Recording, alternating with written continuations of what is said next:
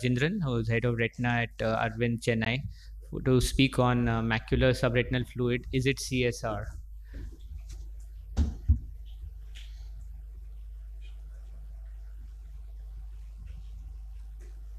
So, quick question to Dr. Talk. Thank you, sir, Yeah. for having me in this IC. It's wonderful to talk about these different signs that we're faced with when we look at the fundus. So yeah, so as we talk, I'm going to be talking to you about macular subretinal fluid. Is it CSR? So a number of disease, a wide spectrum of disease is present with subretinal fluid, and CSCR itself is a disease known to have many protein presentations. So that really obfuscates the picture. So this is a typical acute CSCR, and you can see the serous elevation.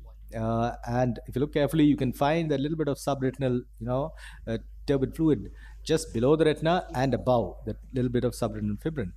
And if you see, it corresponds to these areas of leaks. And this is the classic, more commonly seen ink blot leaks.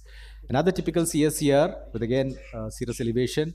And in this particular cut, you can see at a particular point here, RP hyperreflectivity. And this sits just above, if you look very often, you will find a Pachy vessel and a little bit of turbid SRF. So this is the leak spot. You can just kind of make that out on the OCT itself. These kind of correspond to areas here. As you can see here, a very classic example of a smokestack leak. So this was typical. Then you come to the atypical. Again, what looks like a fairly typical CSCR has this distorted leaks. And why does this happen? And this is a magnified view. This is because very often you'll find subretinal fibrin tacking the undersurface of the retina to a leaking PED.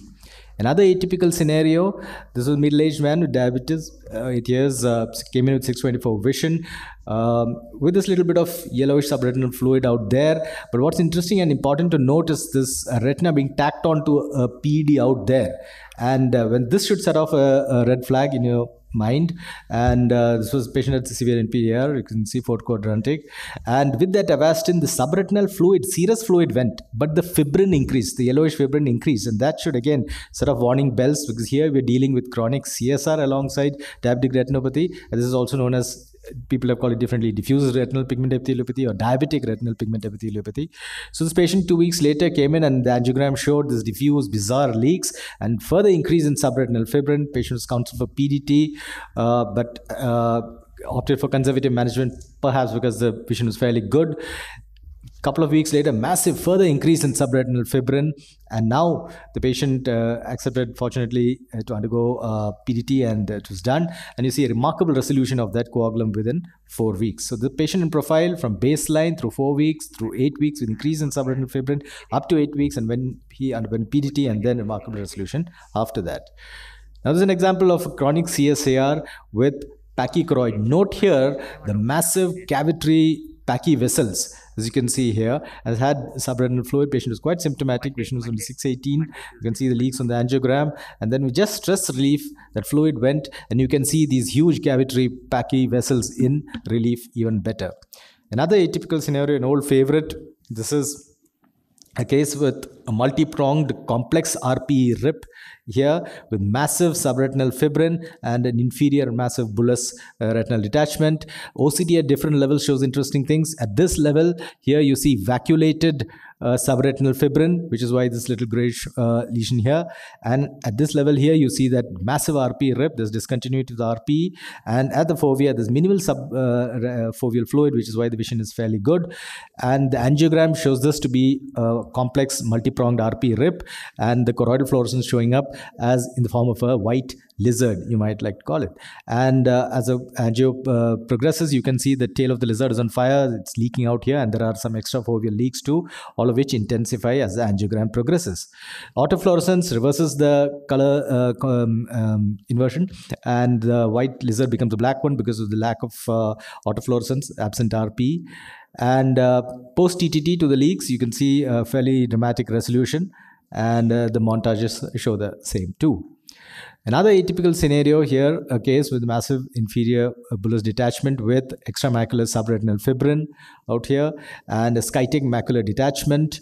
And inferior, you see this area of neovascularization with a lot of subretinal precipitates. In fact, there's shallow CDs also here. And in another area, again, the neovascularization and the subretinal precipitates lining the vessels, almost mimicking vasculitis. and the leaks on the angiogram in the posterior pole and in the periphery. This is common to see. This, if you look carefully, you might find these patients with chronic bullous RDs will have peripheral capillary non-perfusion, and that has led to the extensive neovascularization. Neovascularized, the iris was also seen in this complicated case, and the patient underwent TTT to the leaking spots as well as Avastin a day later. And you see the macula became flat. A month later, the NVI has got wiped away, the regression of the extramacular exudation, and the quiescence of the angiographic leaks. And this was something we published a long time back. CSR can also mimic other diseases. It commonly mimics choroiditis. As you can see here, one look, one might be forgiven for thinking this is choroiditis, but the angiogram comes to the rescue. You can see that leak and the snaking out of the leak because of the fibrin. And it also can mimic CNVM, but the angio again shows you the point leak increasing, giving the way as CSR. Now, other diseases, as I said earlier, can masquerade as CSR. Here, serous fluid, the giveaway is a little dot of hemorrhage, and this is actually a case of polypoidal choroidal vasculopathy with branching vascular network and polyps at the termini, and you can see those thumb-shaped PDs too. Again, serous macular detachment, but actually, if you look at the fundus very carefully, there's an optic disc pit there, and Sangeet just spoke about that too. Another interesting case, a young female who came in with acute loss of vision in one eye. As you can see, massive multifocal serous detachment, otherwise normal. The OCT shows something dramatic, multilobulated subretinal fibrin, and attacking the undersurface of the retina, pulling up the RP in the form of conical PDs. So when you see these conical PDs, this is not CSCR. You can be fairly sure that this is inflammation you're dealing with. So that is important, that conical PD, and the sign is also known as the aqueduct sign. Okay, and the angiogram shows something remarkable. You can see that actually there are point leaks, so makes the picture even more confusing. You're still thinking of CSCR. But the giveaway here is that disproportionate large area of hypofluorescence, showing a disproportionate amount of serous fluid for the amount of the leaks. And you can see that very clearly on the IC, late phase ICG, hypocyanescence. So this is a giveaway that this is actually posterior scleritis, as the B scan clearly shows. And with steroids, all that subretinal fluid and the fibrin just melted away. Another case which looks like CSCR with subretinal precipitates or AMD, dry AMD. The OCT shows you at this level, at level A, a little bit of subretinal fluid. At the fovea, subfoveal fluid, a little more. But at level C, you see this little flocule, subretinal flocule. So this should start you thinking that there's something different. Angiogram shows something remarkable. This is an important negative sign. There's nothing going on here. There's no leak. It is the autofluorescence which show you that this is adult onset foveomacular vitelliform dystrophy with lipofusion-laden material flowing out.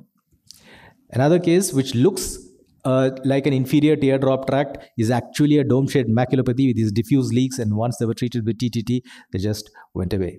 Another case which you may think is a clear case of CSCR with a leak, but actually if you look more carefully at the OCT, this is a focal choroidal excavation, and with PDT that resolved. So we now know and we believe that focal choroidal excavation is a form for a stay of CSCR. So in summary, central serous chorioretinopathy is a common macular disorder, has protein presentations, and recognizing these various manifestations and distinguishing them from other serous exudative maculopathies is often the most challenging step in their management. Thank you for your time.